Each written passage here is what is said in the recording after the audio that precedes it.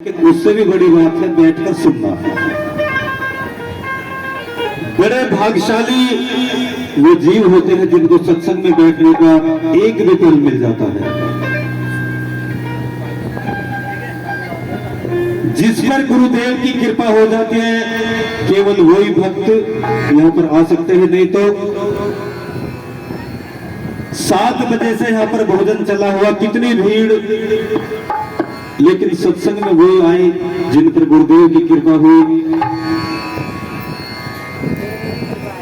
एक छोटी सी बात मेरे याद आ गई कि एक गांव के अंदर 4 लड़के बिल्कुल अनाड़ी, कुछ घर का काम नहीं करना, बाहर का नहीं करना, पूरा गांव परेशान और घर वाले भी परेशान उन चारों से। उन चारों ने प्लान बनाया कि भाई चलो वैष्णो देवी दर्शन करने के लिए चलते हैं। लेकिन चारों में कहने लगे कि भाई जेब में पैसा एक नहीं, मांगने से कोई देवे नहीं, तो चलेंगे कैसे।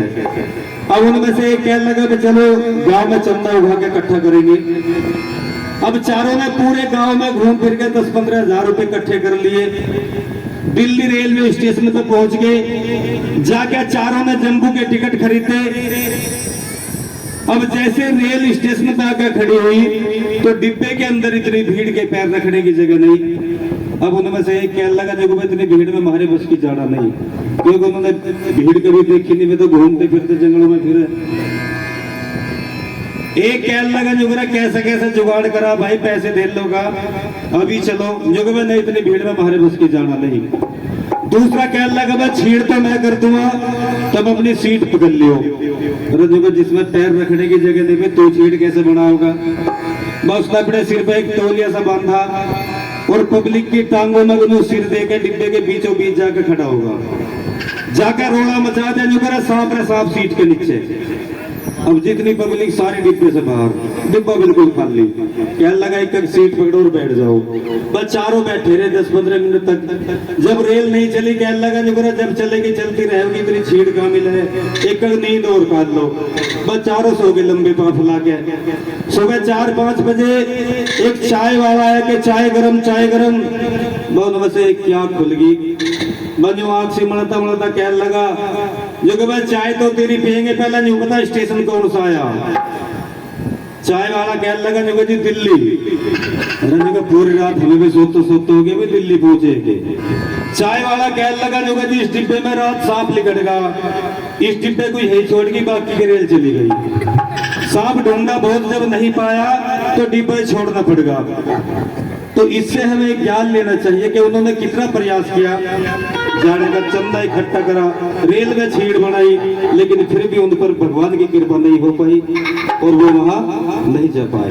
तो बड़े भाग्यशाली हम सभी हैं जिन पर आज गुरु महाराज की कृपा है और हम सभी यहाँ पर सत्संग में बैठे हैं। तो एक भजन, उसके बाद में बहुत कलाकार यहाँ पर आए हुए हैं। तो कलाकार सत्संग के नहीं है, केवल जागरण कर ले, इधर रागड़ियों का शौक है, लेकिन गुरु महाराज से प्रेम है तो 1-2 भजन आकर गा लेते हैं हम भी।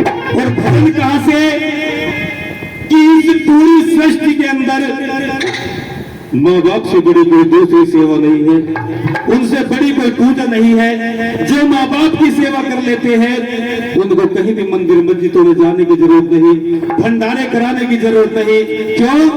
क्योंकि माँ बाप के चरणों में 4 धाम बताए हैं महापुरुषों ने, गुरुओं ने।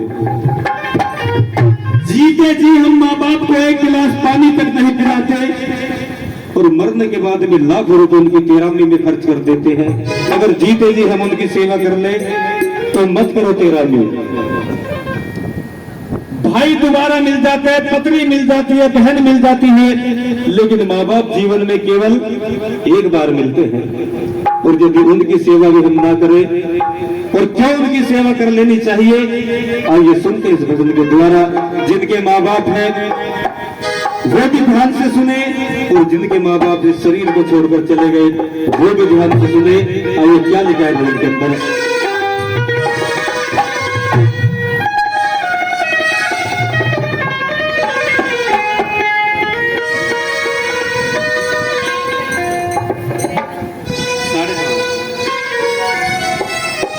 वो और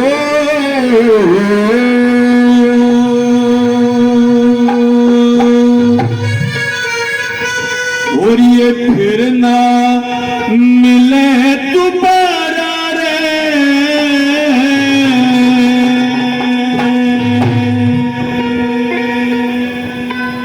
ये फिर ना मिले दोबारा रे, कर मात पिता की सेवा फिर ना मिले दोबारा रे, कर मात पिता की सेवा सबके सर्जनहारा रे, कर मात पिता की सेवा फिर ना मिले दोबारा रे, कर मात पिता की सेवा।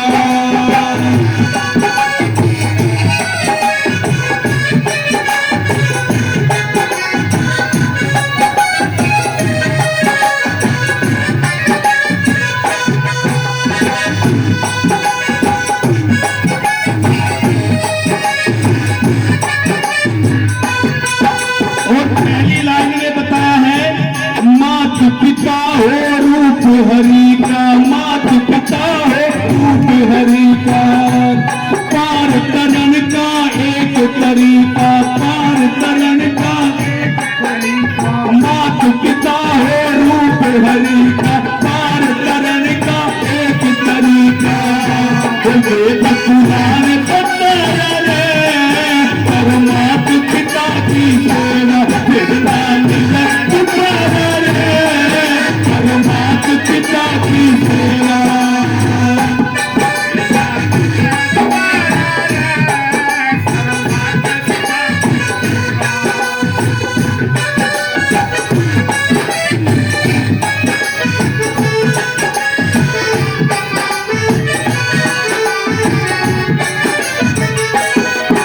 और दूसरी लाइन में बताया है, कुछ लोग पछतावा कर लेते हैं सुबह उठकर, जब रात मुझे मम्मी ने आवाज लगाई कि बेटे एक गिलास पानी पिला दे, लेकिन जैसे ही मैं मम्मी के पास में गया तो रास्ते में मुझे बेटे ने आवाज लगा दी, मैंने माँ की बात नहीं सुनी और मैं बेटे के पास में चला गया और भूल गया कि मुझे माँ को एक गिलास पानी पिलाना है।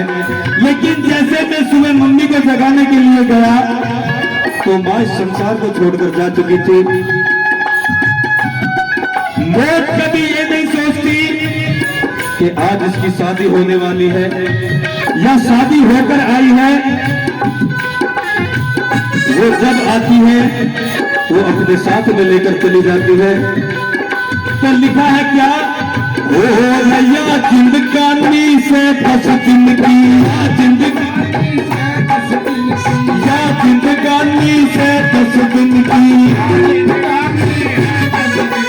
क्यों ना कदर करे तू इनकी, क्यों ना कदर करे तू, क्यों ना कदर करे तू इनकी, वो तू इनका बन जाता और मात पिता की सेवा फिर ना मिले दोबारा रे, और मात पिता की सेवा।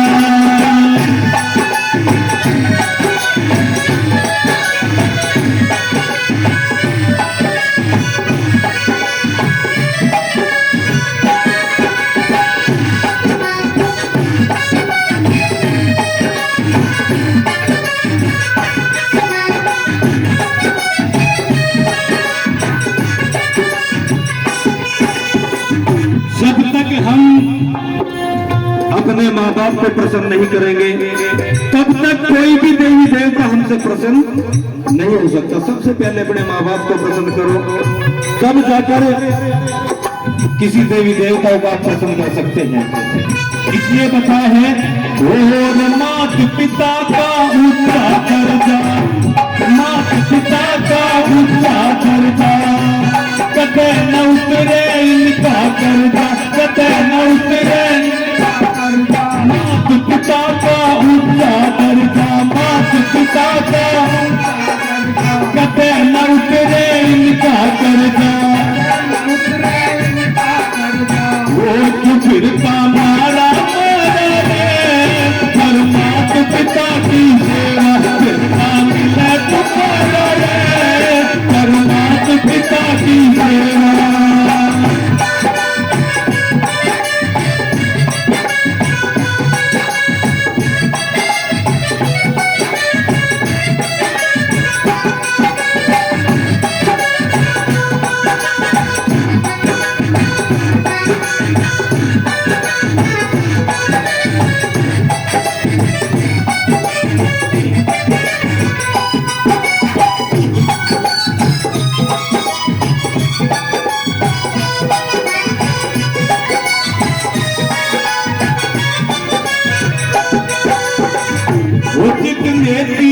दुनिया भर में, कितने तीरथ दुनिया भर में, कितने तीरथ दुनिया भर में, दुनिया भर में, सबके सब हैं अपने घर में, सबके सब हैं अपने घर में, कितने तीरथ दुनिया भर में, सबके सब हैं अपने घर में।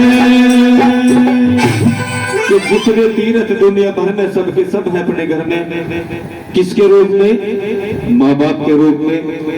और बताया है क्या? और है आनंद गंगधारा बहे, आनंद गंगधारा रे, परमात्मा पिता की सेवा तेरा मिला तुम्हारा रे, परमात्मा पिता की सेवा तेरा मिला तुम्हारा रे, परमात्मा पिता की सेवा, ओ परमात्मा पिता की सेवा, ओ परमात्मा पिता की सेवा, ओ परमात्मा पिता की सेवा, ओ परमात्मा पिता की सेवा।